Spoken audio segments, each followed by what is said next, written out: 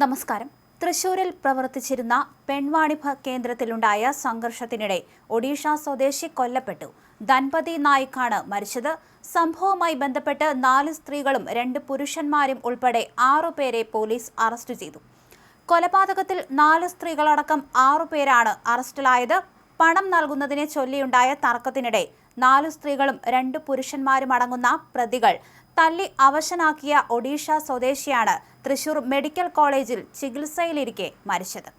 ഒഡീഷ അസം സ്വദേശികൾ വാടകയ്ക്കെടുത്ത കെട്ടിടത്തിലാണ് പെൺവാണിഭ കേന്ദ്രം പ്രവർത്തിച്ചത്. തൃശൂർ സ്വരാജ് റൗണ്ടിനോട് ചേർന്ന കോരപ്പത്ത് ലൈനിലെ വാണിഭ കേന്ദ്രത്തിൽ കഴിഞ്ഞ 18-ന് രാത്രി 10 മണിയോടെയാണ് സംഭവമുണ്ടാകുന്നത്.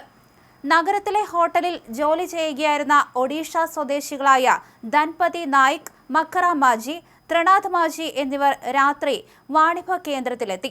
പണത്തെ ചൊല്ലി തർക്കമുണ്ടായി. പിന്നാലെ കേന്ദ്രം നടത്തിപ്പുകാരനായ മൊഹന്തി നായിക്, മസുമ, നോബി ഹുസൈൻ, റുബീന ബീഗം, നസ്രീൻ അക്താര, മച്ചാനി ഖാതുൻ, ബിച്ചു നായിക് എന്നിവർ ചേർന്ന് ധൻപതിനെയും സംഘത്തെയും തല്ലിച്ചതയ്ക്കുകയായിരുന്നു. മാത്രമല്ല, ധൻപതിന് തലയ്ക്ക് പരിക്കേറ്റു. ചെറിയ പരിക്കേറ്റ മക്കറ മാജി മെഡിക്കൽ കോളേജിൽ ചികിത്സ തേടി ഡിസ്ചാർജായി.